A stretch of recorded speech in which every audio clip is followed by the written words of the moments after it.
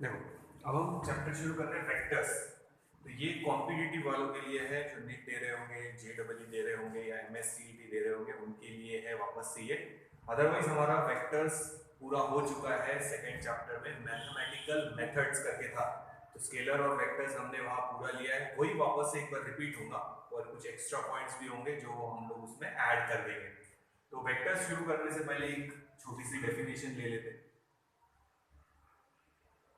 Scalar quantities, what are scalar quantities, फिर हम vector quantities पे चले जाएंगे और फिर पूरे चैप्टर में सिर्फ वेक्टर्स के बारे में ही है। ये चैप्टर हमारा पहले हो चुका है। ये शुरू करने से पहले अगर आप मैथमेटिकल मेथड्स का वीडियो एक बार जो वीडियोस है वो देख लेंगे तो बहुत ही अच्छा है। और जो इसमें बोलते जाएंगे वो आप लोगों ने कॉम्पिटिटिव की अलग से एक बुक बना के उसमें नोट डाउन करते जाना है। सॉल्व करने के लिए कैसे देना है वो देखते हैं अब लॉकडाउन के बाद, ठीक है। तो सबसे पहले देखेंगे scalar quantities. What are scalar quantities? The quantities which can be added or subtracted by simple arithmetic rules. Simple arithmetic rule से आप जिनको ऐड या सब्ट्रैक्ट कर सकते, such quantities are called scalar quantities. Example: length, time, mass, temperature, current भी इधर ही आता, current, potential difference, power, energy, speed, distance, length की जगह आप लोग डिस्टेंस भी लिख सकते हैं, वो एक ही बात है, एक्सेट्रा। और भी आएंगे और अभी फिलहाल ये एग्जांपल्स याद रखो। तो they can be added or subtracted bye simple arithmetic rules. एक कंटेनर है जिसमें हमने 5 kg शुगर ये डायरेक्शन से ऐड किया, 3 kg शुगर ये डायरेक्शन से ऐड किया, तो डायरेक्शन का कोई मतलब नहीं है, आप डायरेक्ट ऐड कर सकते, 5 + 3 यानी 8 kg टोटल शुगर हो बस। तो सिंपल अरिथमेटिक रूल से आप ऐड या सब्ट्रैक्ट कर सकते, कोई दूसरा वेक्टर रूल वगैरह लगाने की जरूरत नहीं है। ये सिंपल अरिथमेटिक रूल है, डायरेक्शन का कोई काम नहीं है। आप सिर्फ मैग्नीट्यूड दे दो और यूनिट दे दो और उनको आप डायरेक्ट ऐड या सब्ट्रैक्ट कर सकते हैं। अब मान लो इसमें से मैंने 2 kg वापस से रिमूव कर दिया, तो हम यहाँ माइनस कर देंगे 2 kg, तो हमारा फाइनल बचेगा आंसर 6 kg। तो सिंपल अरिथमेटिक रूल से ऐड या सब्ट्रैक्ट कर सकते हैं। ऐसे क्वांटिटीज को बोलेंगे हम लोग scalar quantities. The quantities which can be added or subtracted by simple arithmetic rules. Simple arithmetic rules से जिनको add या subtract कर सकते, such quantities are called scalar quantities. Example है length, time, mass, temperature, current, potential difference, power, energy, speed, distance, etc. और भी चीजें आएंगी वहां पे, पर ये कुछ examples याद रखो। तो स्केलर क्वांटिटीज के बारे में जो था वो हो गया। पूरे चैप्टर में हम वेक्टर्स के बारे में पढ़ेंगे। स्केलर क्वांटिटीज यहाँ पे भी आएंगी, सिंपल रूल से ऐड करना है, तो कोई रूल ही नहीं है तो पढ़ना क्या है, सिर्फ एडिशन सब्ट्रैक्शन, वो हम बचपन में पढ़ चुके हैं। तो सिंपल अरिथमेटिक रूल से ऐड या सब्ट्रैक्ट कर सकते हैं। तो स्केलर क्वांटिटी को डिस्क्राइब करने के लिए एक चाहिए नंबर और उसके साथ चाहिए यूनिट। डायरेक्शन का कोई काम नहीं है। जैसे हम लिखते नंबर 5, यूनिट लिखते kg, खत्म, डायरेक्शन का कोई काम नहीं है। बट वेक्टर क्वांटिटीज में हम i j के, अगर आप लोग को याद होगा मैथमेटिकल मेथड्स हम लोगों ने लिया है पूरा, तो वेक्टर को रिप्रेजेंट करने के लिए i j k यूज करते हैं, यूनिट वेक्टर्स डायरेक्शन के लिए। तो यहाँ डायरेक्शन का कोई काम नहीं है, एक चाहिए नंबर और उसके साथ उसका यूनिट। तो ये मैग्नीट्यूड होगा और ये यूनिट, इसको बोलेंगे मैग्नीट्यूड, और ये यूनिट हो गया। तो they can be described by their magnitude alone, ऐसा भी बोल सकते हैं आप लोग। सो स्केलर क्वांटिटीज चाहे तो आप ऐसा भी बोल सकते हैं, quantities which can be described by their magnitude alone, यानी सिर्फ मैग्नीट्यूड दे दो, सिर्फ मैग्नीट्यूड चाहिए। ये जो 5 kg हमने लिखा है यहाँ पे, ये मैग्नीट्यूड हो गया, डायरेक्शन का कोई काम नहीं है। Such quantities are called scalar quantities and these are the quantities which can be added or subtracted by their simple arithmetic rules. देख लेते हैं।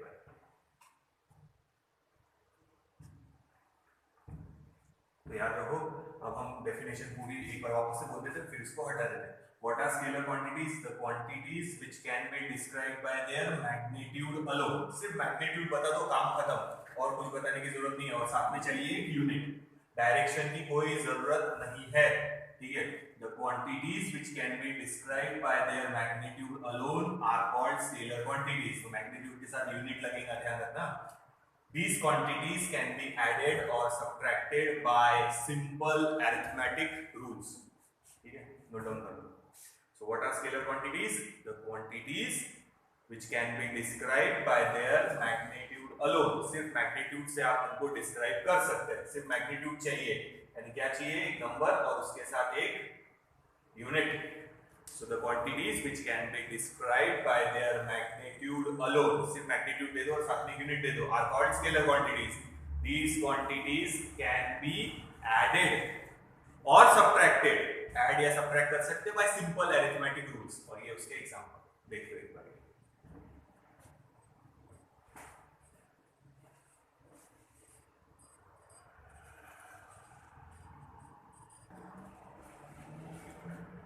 ठीक है। तो ये याद रखो, मिटा देते फिर वेक्टर क्वांटिटीज पे चलते। तो याद रखना, the quantities which can be described by their magnitude alone, यानी नंबर चाहिए खाली। अच्छा ये एन ओ मतलब नंबर है, नो मत समझ जाना। क्या चाहिए, एक नंबर, ये रहा वो नंबर 5 समझो, और साथ में चाहिए एक यूनिट, और साथ में चाहिए हमारे को यूनिट, बस। So the quantities which can be described by their magnitude alone, यानी नंबर चाहिए, यूनिट चाहिए, ठीक है, एक मैग्नीट्यूड मिल गया, हो गया। They can be added or subtracted bye simple arithmetic rule, और ये उसके एग्जांपल।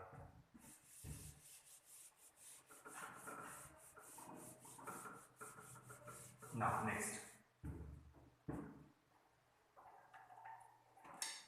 अब देखो, अब देखेंगे वेक्टर क्वांटिटीज। कौन से quantities, vector quantities. So what are quantity, vector quantities. तो इनमें लगेगा हमारे को मैग्नीट्यूड, यानी कोई नंबर, साथ में लगेगा डायरेक्शन भी मेंशन करना पड़ेगा, and third thing, they should obey vector laws, they should obey vector loss. तो ये तीन चीजें सेटिस्फाई होनी चाहिए, तो ही हम उसको बोलेंगे वेक्टर क्वांटिटी। फर्स्ट थिंग देखो क्या है, मैग्नीट्यूड होना चाहिए, सेकंड हमारे को डायरेक्शन देना पड़ेगा, and third they should obey vector laws, they should obey vector laws. ये इंपॉर्टेंट पॉइंट है, ध्यान रखना। तो हम वेक्टर क्वांटिटी की डेफिनेशन लिखेंगे, the quantities which can be described by magnitude as well as direction, यानी मैग्नीट्यूड के साथ डायरेक्शन भी देनी पड़ेगी, and they should obey vector laws, यानी वेक्टर लॉस भी ओबे करने चाहिए। Such quantities are called vector quantities. Scalar quantity में खाली मैग्नीट्यूड, ठीक है, वेक्टर क्वांटिटी में मैग्नीट्यूड भी चाहिए, डायरेक्शन भी चाहिए, and third thing important, they should obey vector laws, they should obey vector loss, vector loss उन्होंने ओबे करने चाहिए। तो वेक्टर लॉस हम लोग देख ही चुके हैं, तो आगे भी आएंगे बोला। तो ये तीनों पॉइंट होने चाहिए। एग्जांपल ले लेते, डिस्प्लेसमेंट, वेलोसिटी, एक्सेलरेशन। अच्छा मास इधर डालना, मास वेक्टर क्वांटिटी, ठीक है। डिपेंडिंग है डायरेक्शन हम लोग कैसे देंगे, वो जब हमारे सामने आएंगे तब देखेंगे। समझो ये एरिया वेक्टर है, तो ये एरिया है मैग्नीट्यूड, और area vector is always perpendicular to the surface. देखो ये समझो एरिया है मेरा हाथ, ये तो ये हो गया उसका मैग्नीट्यूड, और परपेंडिकुलर इधर या इधर बना सकते हैं डिपेंडिंग हमको कैसे चाहिए। तो ये हो गई उस एरिया वेक्टर की डायरेक्शन। तो इसको हम ऐसे लिख सकते हैं, वेक्टर ए।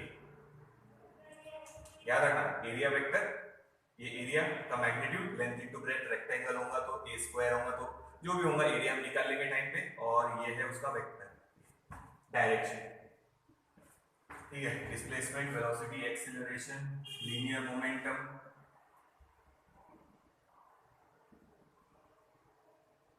फोर्स,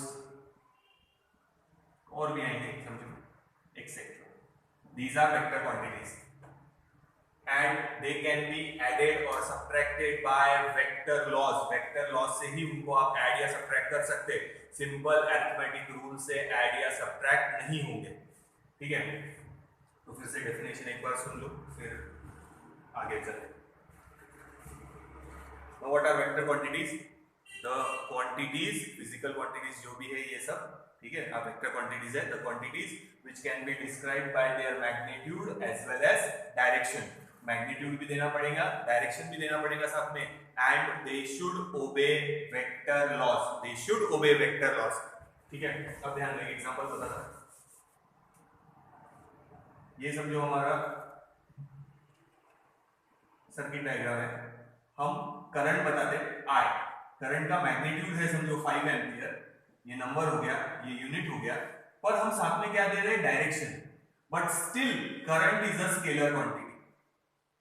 क्यों करंट को हम लोग स्केलर क्वांटिटी बोलते हैं? देखो ध्यान देना, किसी ने बोला कि करंट में मैग्नीट्यूड भी है, करंट में डायरेक्शन भी है, करंट में मैग्नीट्यूड है, करंट में डायरेक्शन है, हम पॉजिटिव टू नेगेटिव डायरेक्शन भी बताते हैं करंट की, हाँ, मैग्नीट्यूड भी है, डायरेक्शन भी है, बट याद रखो current does not obey vector loss.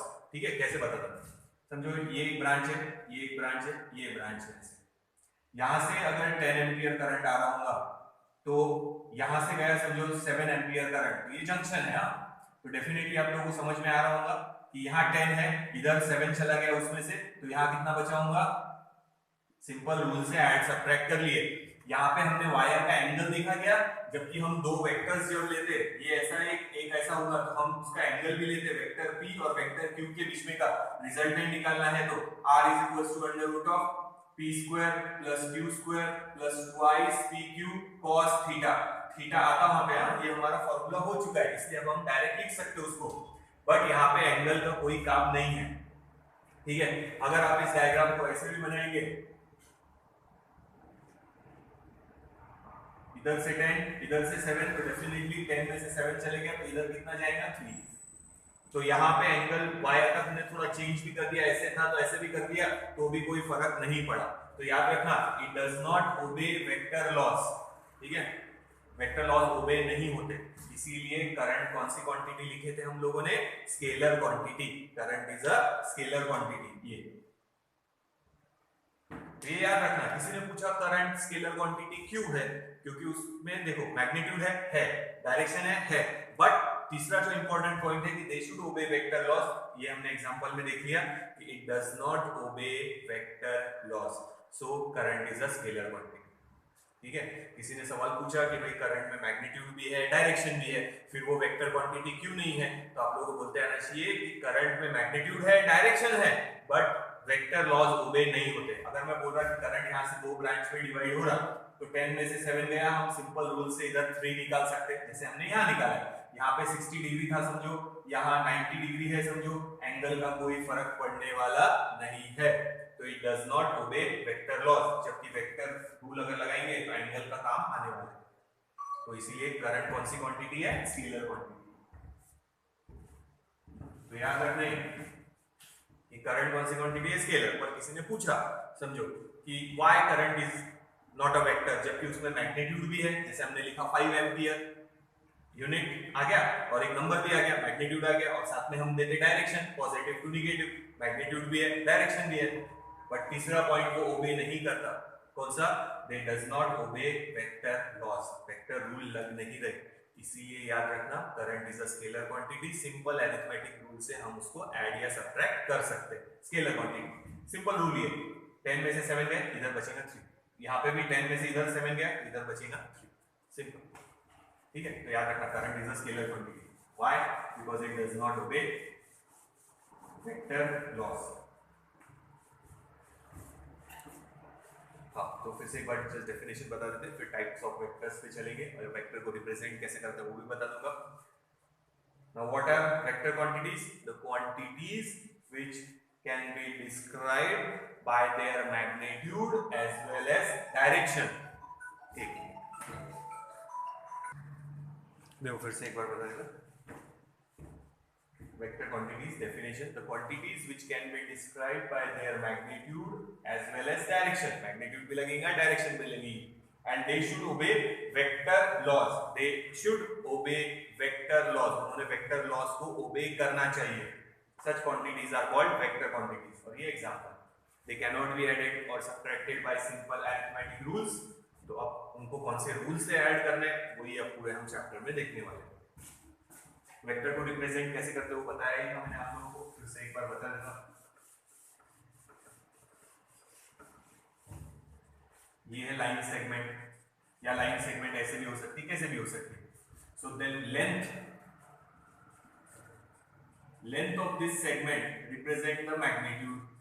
और जब हम एरो हेड निकालेंगे तो ये रिप्रेजेंट करेगा डायरेक्शन. तो अगर एक वेक्टर ऐसा है दूसरा वेक्टर ऐसा है तो हम देख के ये बता सकते हैं कि दोनों की डायरेक्शन सेम है, बट इसका मैग्नीट्यूड कम है और इसका मैग्नीट्यूड ज्यादा है. तो ये अगर फोर्स है और ये भी फोर्स है तो मैं पूछूं कौन सा फोर्स ज्यादा है, तो आप लेंथ देख के बता सकते हैं कि ये फोर्स ज्यादा है, सॉरी ये फोर्स ज्यादा है, ये फोर्स कम है. तो मैग्नीट्यूड, ये जो लेंथ है यहाँ पे segment, length of the segment, it represent magnitude and arrow head represent direction. तो हम इन दोनों को अगर फोर्स को कंपेयर करें तो this force is large as compare to this force. तो एरो हेड ऐसे भी हो सकता है. ठीक है, तो ये याद रखना, length of the segment represent magnitude and arrow head represent direction. इसको हम बोलते हैं स्टार्टिंग पॉइंट और इसको हम बोलते हैं एंड पॉइंट, या इसको बोलते हैं टेल पॉइंट.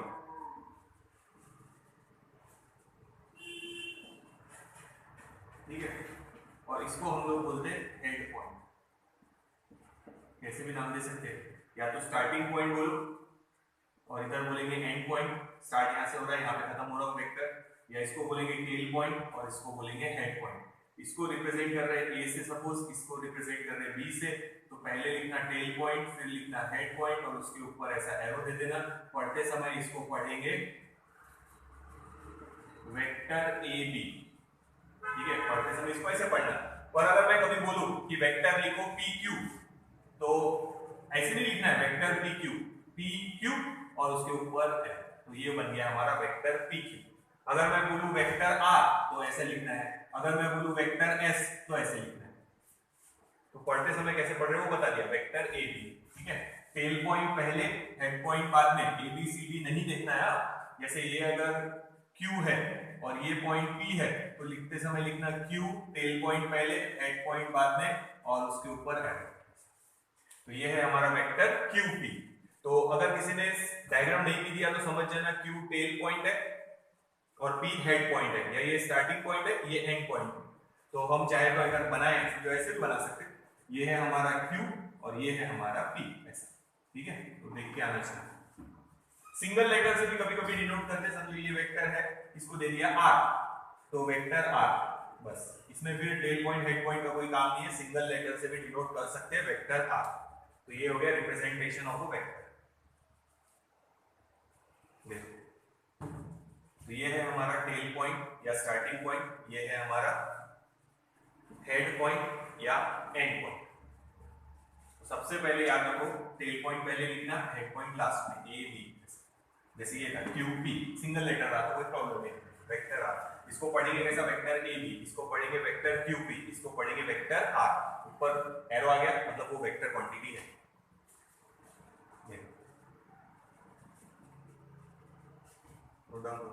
आगे ले लेते हैं. अब लेंगे टाइप्स ऑफ वेक्टर्स. अब लेंगे हम लोग types of vectors.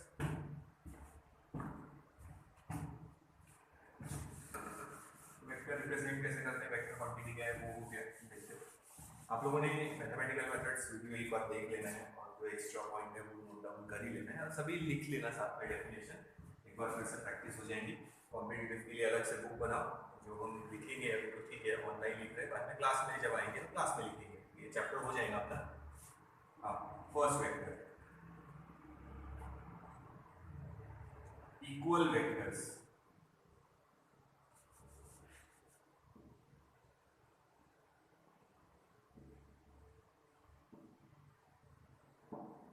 Two vectors are said to be equal if they have same magnitude, देखो दोनों की मैग्नीट्यूड सेम, लेंथ सेम है and same direction, suppose this is vector A and this is vector B, तो आप ऐसा लिख सकेंगे vector A is equals to vector B, और आप मॉड डाल देंगे, मतलब आप मैग्नीट्यूड ले रहे हैं, इट इज वेक्टर बी, तो मैग्नीट्यूड भी सेम है और इसको इक्वल लिखा है, मतलब डायरेक्शन भी सेम है। आप चाहे तो इसको ऐसे भी लिख सकते हैं मॉड, अगर नहीं लिखना है तो a is equals to b, यानी ऊपर बार नहीं दिया, मतलब ये वेक्टर a का मैग्नीट्यूड, ये वेक्टर b का मैग्नीट्यूड, पर जनरली ऐसे ही लिखते हैं, ऐसा भी लिख सकते हो, कोई प्रॉब्लम नहीं, ठीक है। Two vectors are said to be equal if they have same magnitude and same direction, if they have same magnitude and same direction, then vector a is equals to vector b। चाहे तो ऐसे भी बना सकते, जरूरी नहीं है ऐसे, ऐसे भी हो सकता हो, same magnitude and same direction, parallel है दोनों वेक्टर एक दूसरे को, मैग्नीट्यूड भी सेम है, पैरेलल है तो डायरेक्शन भी same,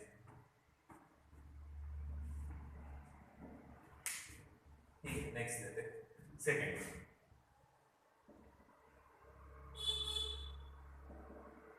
negative vectors. Two vectors are said to be negative of each other if they have same magnitude, magnitude same है देखो, but opposite direction, एक ही डायरेक्शन इधर, एक ही डायरेक्शन दूसरी तरफ, this is vector A and this is vector B, single letter से denote कर रहे हैं, तो हम यहाँ ऐसा लिखेंगे, देखो vector A is equals to minus vector B, minus sign क्यों आया, तो माइनस साइन शोज दैट कि भाई ठीक है वेक्टर का मैग्नीट्यूड सेम है but minus sign shows that the direction is opposite. हाँ, ये ऐसा लिखेंगे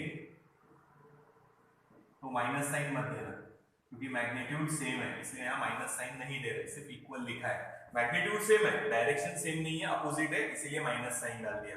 to vectors are said to be negative if they have same magnitude and same direction, तो आप चाहे तो इसको ऐसा भी लिख सकते हैं, जरूरी नहीं कि ऐसे लिखना है, आप माइनस साइन इधर भी डाल सकते हैं, b is equals to minus a या a is equals to minus b, दोनों भी चलते हैं, ठीक है, माइनस साइन होना चाहिए। a is the negative vector of b या b is the negative vector of a, दोनों भी चलता है, तो हम इसको ऐसे भी पढ़ सकते हैं, b is the negative vector of a या a is the negative vector of b, मतलब same magnitude but opposite direction, देख लो ये दो root down. So two vectors are said to be equal if they have same magnitude and same direction. Two vectors are said to be negative if they have same magnitude but opposite direction. But यहाँ minus मत डालना, ये mod मतलब क्या, magnitude, magnitude तो दोनों का same ही है, तो यहाँ माइनस साइन की कोई जरूरत नहीं है, यहाँ माइनस साइन डाला है, क्यों, minus sign shows that they are in opposite direction. देखो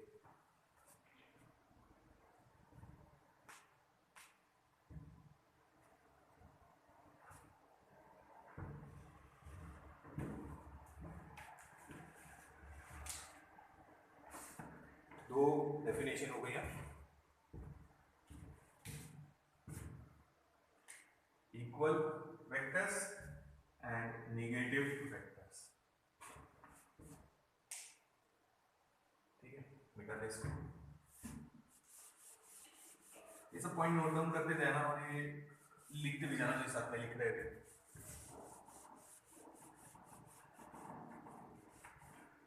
नाउ पैरेलल वेक्टर्स देखते हैं,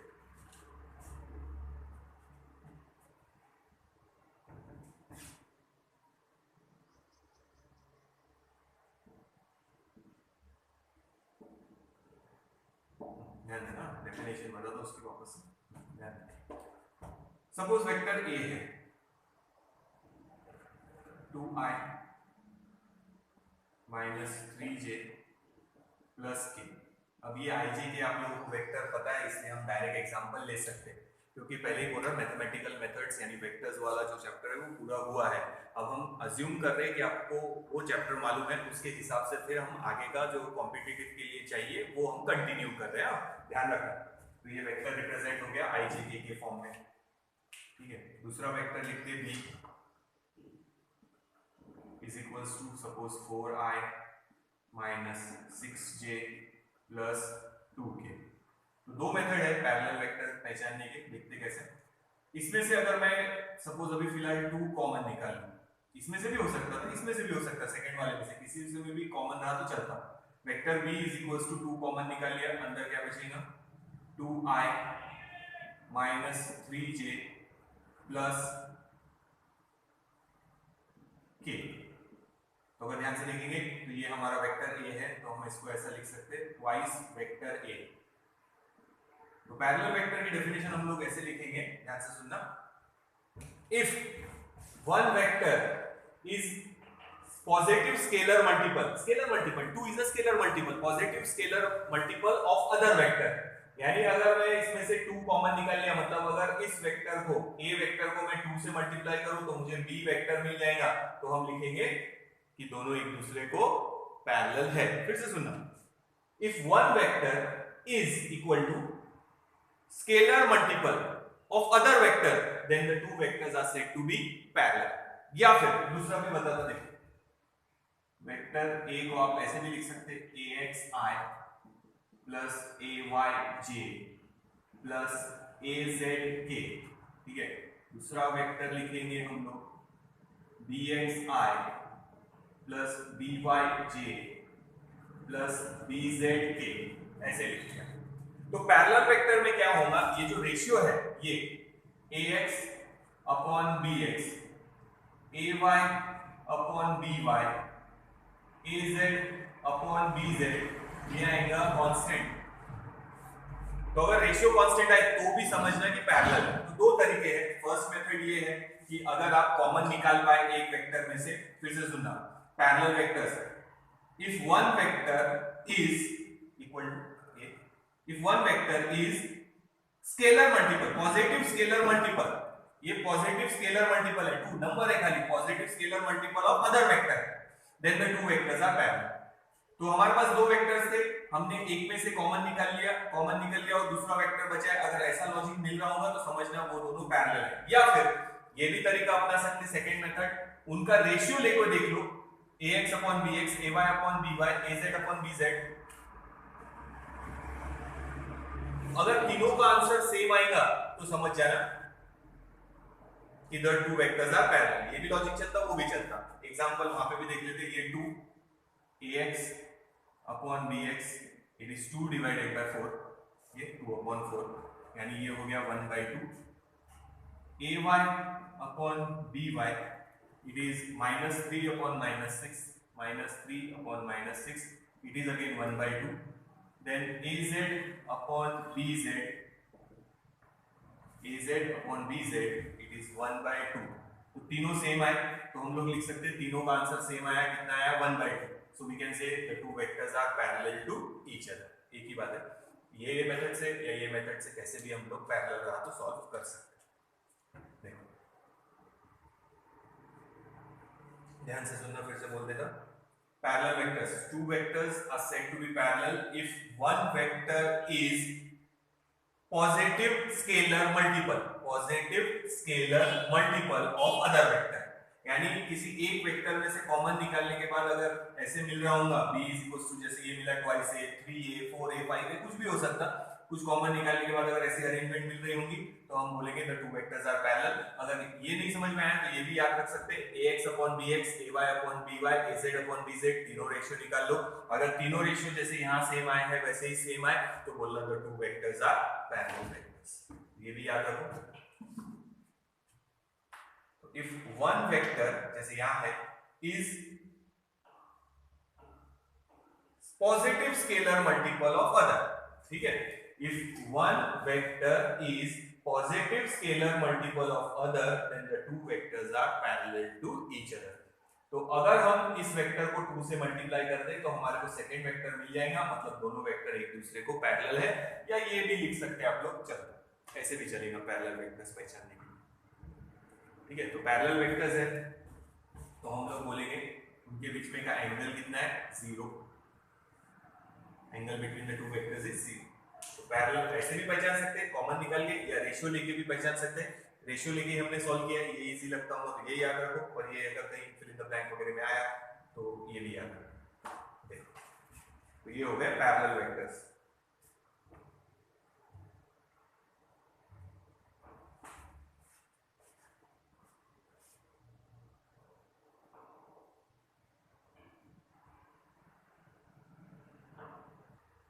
अब देखो, अब हम लेंगे एंटी पैरेलल वेक्टर्स। अच्छा, पैरेलल वेक्टर में एक चीज और याद रखना कि अगर जो हमने लिया था ax upon bx, ay upon by, az upon bz constant लिया था a, अगर उसकी वैल्यू 1 आई, मतलब इक्वल वेक्टर्स है, ये 2 है तो ये भी 2, ये 3 है तो ये भी 3, ये 4 है तो ये भी 4, मतलब वो क्या हो जाएंगे, इक्वल वेक्टर्स। तो याद रखना k की वैल्यू अगर 1 है, यानी रेशियो 1 आ रहा सबका, तो उनको हम पैरेलल, तो इक्वल वेक्टर्स पैरेलल रहते। The two vectors are said to be equal if they have same magnitude, same direction, parallel तो रहेंगे। तो k की वैल्यू 1 आई तो पैरेलल वेक्टर्स इक्वल वेक्टर्स रहेंगे, ये याद रखना, वो पॉइंट डाल देना। अब देखो, अब देख रहे हैं हम लोग एंटी पैरेलल वेक्टर्स। तो ये दो वेक्टर्स मैंने लिख लिए एग्जांपल, ध्यान दो। अब बी वेक्टर वैसे ही रखेंगे हम लोग, उसमें से निकाल रहे हैं -2 कॉमन, तो ब्रैकेट में बचेगा माइनस गया है तो 2i -3j and plus k। तो देखो 2i -3j प्लस k, यानी पहला वेक्टर मिल रहा है, तो हम लिखेंगे -2a। अब ध्यान से सुनना, if one vector is negative scalar multiple of other, यानी निगेटिव वैल्यू कॉमन निकालने के बाद ये वेक्टर, जैसे इसको अगर मैं -2 से मल्टीप्लाई करूं तो वो b कितना होगा, तो समझ जाना कि वो एंटी पैरेलल है। कैसे है, एंटी पैरेलल। एंटी पैरेलल मतलब theta is equals to 180 degree. Anti parallel ऐसा, एक वेक्टर इधर एक वेक्टर इधर, ऐसा एंटी पैरेलल, तो दोनों के बीच में एंगल कितना हुआ, 180 डिग्री। ठीक है, या फिर हम रेशियो से पहचानना चाहे तो हम पहचान सकते ax upon bx, ay upon by, az upon bz। इसके पहले हमने लिखा था k, तो अब आएगा -k। अगर नेगेटिव आ रहा होगा तो समझ जाना the two vectors are anti parallel, opposite direction में है, ध्यान रखो। तो इसका भी करके देख लेते, ax अपॉन bx क्या आएगा, देखो 2 और ये -4, 2 डिवाइडेड बाय -4 यानी -1/2, फिर ay upon by, it is equals to -3 plus 6, तो ये हो गया -1/2। तीसरा az अपॉन bz 1 और ये -2, तो ये -1/2। तो तीनों का आंसर निगेटिव आया, कितना आया, k की वैल्यू -1/2। तो समझ जाना the two vectors are anti parallel. तो फिर से सुनो, डेफिनेशन लिखेंगे एंटी पैरेलल वेक्टर्स की। The two vectors are said to be anti parallel if one vector is negative scalar multiple of other, यानी उसको -2, जैसे a वेक्टर को -2 से मल्टीप्लाई करो पर नेगेटिव से मल्टीप्लाई कर रहा है, तो हमारे को दूसरा वेक्टर मिल जाएगा b। अगर मैं इसको -2 से मल्टीप्लाई करूं तो मुझे मिलेगा वेक्टर b, तो समझ जाना दोनों एंटी पैरेलल है, ये रहा। या फिर रेशियो से पहचानो, अगर रेशियो तीनों का सेम आ रहा पर साथ में याद रखो क्या आ रहा, सेम निगेटिव सेम आ रहा, -1/2 सबका सेम आया है, तो the two vectors are anti parallel, theta 180 degree. हाँ, और यहाँ पे अब जैसे k का बताया था, याद रखना k की वैल्यू अगर 1 आई, सॉरी 1 नहीं -1 है, जैसे यहाँ पे है, तो समझ जाना they are negative vectors, same magnitude but opposite direction. और k की वैल्यू अगर 1 लिख रहे तो समझ जाना वो पैरेलल है और इक्वल वेक्टर्स है। ठीक है, तो वो थोड़ा सा याद रखना।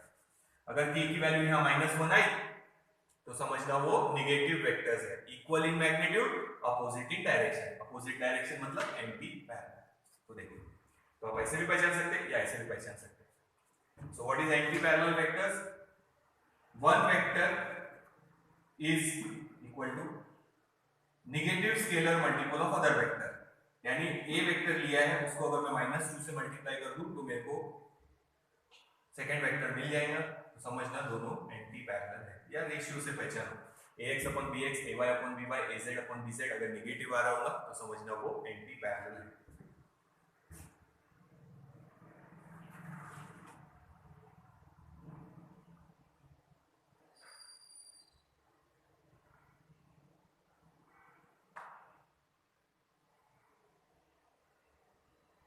तो एंटी पैरेलल मतलब याद रखना अपोजिट डायरेक्शन, पैरेलल वेक्टर्स मतलब सेम डायरेक्शन। ठीक है, तो एंटी पैरेलल वेक्टर्स अगर बनाने हैं तो एक इधर बनाया, एक इधर बनाएंगे, तो anti parallel vector, parallel vectors है तो ऐसे रहेंगे। ठीक है, तो ये हो गए parallel vectors and anti parallel vectors. देखो एक बार मिटा दे इसको। उसके बाद है जीरो वेक्टर, ये हो चुका है।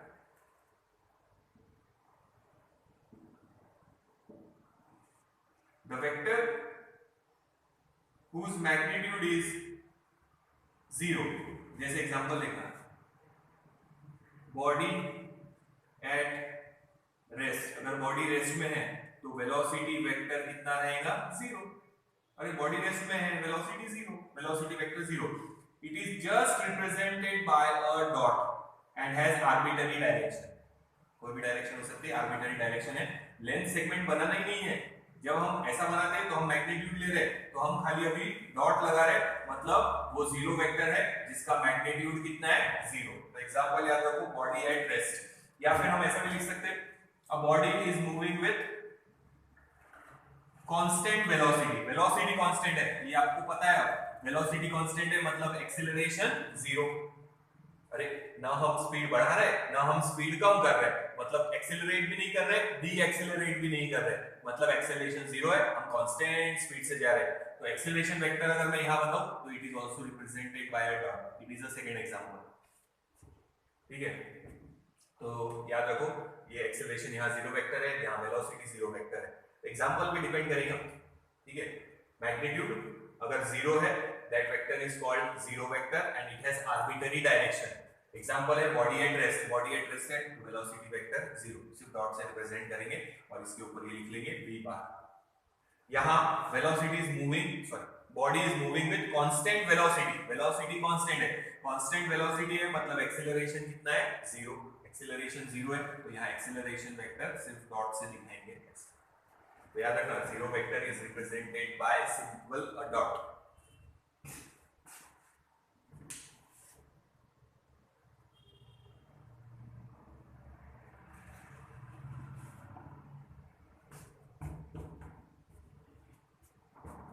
ये हो गया जीरो वेक्टर, मतलब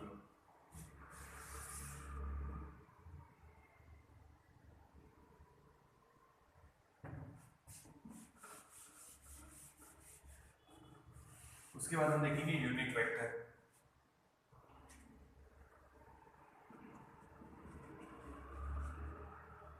unit vector is a vector which has magnitude unity, यानी मैग्नीट्यूड कितना है 1। It is just used to indicate the direction. याद रखना ये सिर्फ यूनिट वेक्टर काय के काम आएगा, डायरेक्शन बताने के काम आएगा। तो याद रखो the vector which has unique magnitude, यानी मैग्नीट्यूड कितना है 1, 0 था तो जीरो वेक्टर, 1 है तो unit vector. It is only used to indicate the direction. समझो ये है हमारा वेक्टर ए, अब मैग्नीट्यूड तो बना लिया, किसी ने बोला डायरेक्शन तो दिया नहीं है, तो हम डायरेक्शन यूनिट वेक्टर से देंगे। तो डायरेक्शन लिखते समय याद रखना, जैसे ये यूनिट वेक्टर लेंथ 1 सेंटीमीटर, समझो ये यूनिट वेक्टर एरो बता दिया, ये डायरेक्शन है, और यहाँ यूनिट वेक्टर रिप्रेजेंट करते याद रखना स्मॉल लेटर से, ये कैपिटल लेटर है ये स्मॉल लेटर, और यूनिट वेक्टर के ऊपर कौन सी कैप देना, ट्रायंगुलर। जैसे हम यहाँ एरो दे रहे हैं ना ऐसा, ये ऐसा, तो ये वेक्टर है, ये ट्रायंगुलर कैप दिख गई तो समझ जाना यूनिट वेक्टर है। ये वैसा ही है जैसे नागपुर है, हम यहाँ खड़े हैं, हमारे को नागपुर जाना है, नागपुर किधर है वो पता नहीं, हाँ पता है लेंथ 200 किलोमीटर है, मगर किधर जाओ, तो यहाँ पे एक बोर्ड लगा है जो बता रहा कि नागपुर ये वाली डायरेक्शन में है, तो ये हमारा यूनिट वेक्टर है जो हमारे को डायरेक्शन बता रहा, और ये क्या है मैग्नीट्यूड, सेम ऐसे ही यहाँ पे। तो it is just used to indicate the direction, it is just used to indicate the direction, direction बताने के काम आएगा। तो अ वेक्टर क्वांटिटी जैसे a है, it has two things, a magnitude and a direction. ये मैग्नीट्यूड ये direction, ऐसे भी लिख सकते हैं आप वेक्टर a को, या चाहे तो आप ऐसे भी लिख सकते हैं वेक्टर a हैज मैग्नीट्यूड, तो मैग्नीट्यूड को आप ऐसे भी लिख सकते हैं मॉड में, या ऐसे सिंपल भी लिख सकते हैं एंड डायरेक्शन। तो vector quantity, this is a vector quantity, this is vector a, it has two things magnitude and direction. ये बता रहा मैग्नीट्यूड और ये बता रहा डायरेक्शन। तो यहाँ पे भी बोल सकते हैं मैग्नीट्यूड, ये डायरेक्शन। ठीक है, तो ये याद रखो। यूनिट वेक्टर निकालना है तो आप ऐसे फॉर्मूला लिख सकते हो उसका।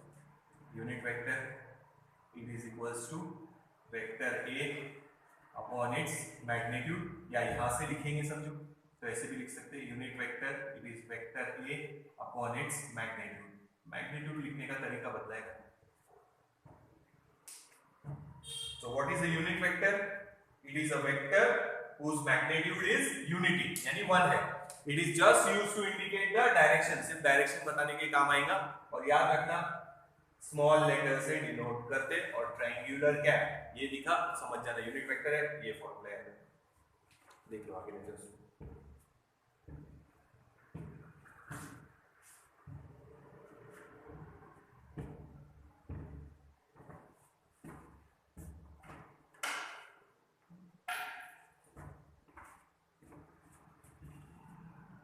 सर्कुलर मोशन के कुछ एग्जांपल्स लेंगे हम लोग क्रॉस प्रोडक्ट में। तो हो सके तो मोशन इन अ प्लेन वाले में सर्कुलर मोशन का थोड़ा सा देख लेना, आप लोगों ने वीडियो है ही वहाँ पे, या फिर टेक्स्ट बुक में से पढ़ेंगे तो पढ़ के रख लेना। तो वेक्टर्स अच्छे से पढ़ लेना, और याद रखना ये कॉम्पिटिटिव वालों के लिए है, बोर्ड वालों ने ये नहीं भी देखे वीडियो तो भी चलेगा, कॉम्पिटिटिव वालों ने ही देखना है ये।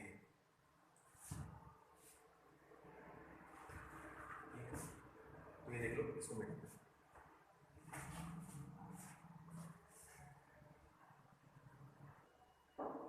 तो अब तक ये यूनिट वेक्टर नोट डाउन कर लिया आपने। अब हम देख रहे हैं यूनिट वेक्टर देख रहे हैं, पर ऑर्थोगोनल यूनिट वेक्टर देख रहे हैं। आई जे के वही है, वो स्टैंडर्ड यूनिट वेक्टर्स है along X Y and Z axis. बता देता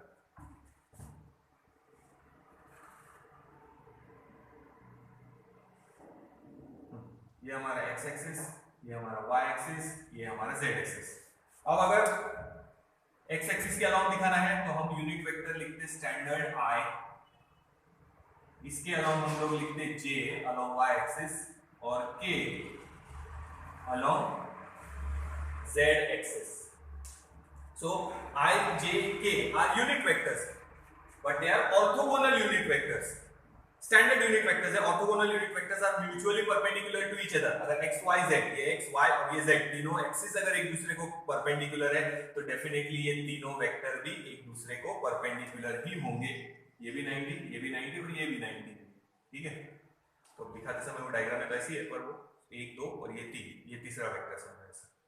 ये एक्स, ये वाई और ये जेड, तीनों वेक्टर एक दूसरे को perpendicular. So I is the orthogonal unit vector along x-axis, J is along y-axis and K is along z-axis. अगर किसी ने ऐसा बोला 10I, तो ये हो गया मैग्नीट्यूड और ये डायरेक्शन along x-axis। तो हमको वो अगर वेक्टर बनाना है तो हम यहाँ बनाएंगे ऐसा 10 सेंटीमीटर 10I। अगर लिखा है 20J तो ये हो गया मैग्नीट्यूड, और J मतलब हम कौन से एक्सिस पे होंगे, y-axis पे। ठीक है, और अगर नहीं रहा 5K तो अलोंग यहाँ पे 5 सेंटीमीटर आएगा z एक्सिस के अलोंग। तो I है 10I, मतलब मैग्नीट्यूड है उस वेक्टर का 10 समझो, और डायरेक्शन है x एक्सिस। 20J लिखा है मतलब मैग्नीट्यूड है 20 और डायरेक्शन है y एक्सिस। 5K लिखा है मतलब मैग्नीट्यूड है 5 और डायरेक्शन है z एक्सिस। और कभी कभी हम पूरा वेक्टर अगर लेंगे तीनों डायमेंशन में तो प्लस माइनस जो भी आएगा तो ये हमारा वेक्टर बन जाएगा A। 10I plus 20J minus 5K, तो तीनों एक्सिस के अलोंग वो वेक्टर आएगा। अगर ऐसा बनाओ वेक्टर, जैसे यहाँ पे परपेंडिकुलर डालो 2, एग्जांपल बता देता हूँ। ये ऐसा 3 डायमेंशन है, हम 2 डायमेंशन में आसानी से एक्सप्लेन कर पाएंगे, तो 2 डायमेंशन का एग्जांपल बता देता हूँ। देखो सपोज ये है हमारा x एक्सिस, ये है हमारा y एक्सिस, ये पॉइंट हमने ऐसे ले लिया, ये हमारा वेक्टर है। यहाँ से परपेंडिकुलर डालो है 2, यहाँ से परपेंडिकुलर डालो सपोज है 3, तो इसको लिखेंगे हम, इस वेक्टर का मैग्नीट्यूड लिखना है, वेक्टर को रिप्रेजेंट करना है, तो हम लिखेंगे 2I ये और ये प्लस 3J, तो ये बन गया हमारा वेक्टर P सब। ये है वेक्टर P। वैसे 3 डायमेंशन 2 डायमेंशन डायग्राम में बनाना इजी है, तो यहाँ से परपेंडिकुलर डालेंगे, x एक्सिस पे 2 है और डायरेक्शन x के लिए I दे दिया, यहाँ से परपेंडिकुलर डाला 3 है तो हमने 3J दे दिया। ठीक है, तो देखो किसी भी वेक्टर को हम 2 डायमेंशन में ऐसे रिप्रेजेंट कर सकते हैं। 3 डायमेंशन में रिप्रेजेंट करना है तो z एक्सिस भी कंसीडर करना पड़ेगा और ये याद रखना पॉजिटिव x एक्सिस के अलोंग है तो हम प्लस i से डिनोट करते, इधर है तो माइनस i से डिनोट करते, पॉजिटिव y एक्सिस की तरफ है तो प्लस j से डिनोट करते और निगेटिव की तरफ है तो माइनस j से डिनोट। अब यह z एक्सिस दिखाया नहीं है पर वो z एक्सिस यहाँ होगा तीसरा। अगर पॉजिटिव z एक्सिस की तरफ है तो प्लस k से डिनोट करेंगे, पीछे की तरफ है तो माइनस k से डिनोट करेंगे। यानी अगर मैं यहाँ माइनस कर दूं तो समझ जाना नीचे की तरफ जाना है, यानी वो वेक्टर फिर ऐसे नहीं बनेगा।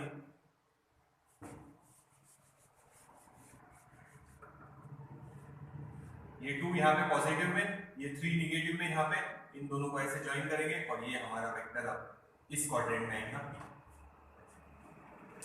ठीक है, तो ये ऑर्थोगोनल यूनिट वेक्टर्स है, याद रखना वेक्टर रिप्रेजेंट करने में यही काम आएंगे 3 डायमेंशन में। तो अगर पॉजिटिव x है तो प्लस i, निगेटिव x है तो माइनस i, पॉजिटिव डायरेक्शन है y एक्सिस की तो प्लस j, निगेटिव है तो माइनस j, अपवर्ड डायरेक्शन है पॉजिटिव z एक्सिस है तो प्लस k और निगेटिव x यानी डाउनवर्ड डायरेक्शन में है तो माइनस k।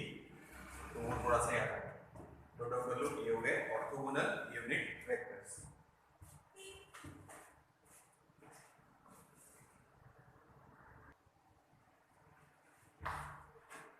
ये हो गए ऑर्थोगोनल यूनिट वेक्टर्स। फिर से बोलो बेटा एक बार थोड़ा सा सर्कुलर मोशन देख लेना, क्रॉस प्रोडक्ट में सर्कुलर मोशन की एग्जांपल डाल देंगे तो समझने में इजी जाएगा। सर्कुलर मोशन देख लेना, एक्सियल वेक्टर्स भी है सर्कुलर मोशन में, तो सर्कुलर मोशन देख लेना और ये भी एक बार देख लेना आप लोगों ने पूरा वेक्टर्स। अभी भी और भी टाइप ऑफ वेक्टर्स बचे हैं जो टेक्स्ट बुक में नहीं थे पर अपने को लेने हैं, जैसे पोलर वेक्टर्स है या फिर एक्सियल वेक्टर्स है, कोप्लेनर वेक्टर्स है, कोलिनियर वेक्टर्स है, तो वो हम नेक्स्ट वीडियो में, अपोजिशन वेक्टर है वो नेक्स्ट वीडियो में हम लोग कंटिन्यू करेंगे। इतना आप लोग एक बार नोट डाउन कर लो, नहीं तो वो वीडियो ही बहुत लेंथी हो जाएगा, देखते उसको आगे। तो नेक्स्ट वीडियो में हम लोग इसके आगे के टाइप वेक्टर्स के कंटिन्यू करेंगे। तो ये सब जो मैं पढ़ा रहा आप लोगों ने क्या करना है, नोट डाउन करते जाना है। जो ये, और ये सिर्फ कॉम्पिटिटिव वालों के लिए है, एक्स्ट्रा पॉइंट्स ले रहे हैं। अब जो वेक्टर टाइप्स ऑफ वेक्टर्स लेंगे वो इसमें नहीं थे हमारे को टेक्स्ट बुक, तो अब हम एक्स्ट्रा ले रहे हैं, तो नेक्स्ट वीडियो में हम लोग लेंगे।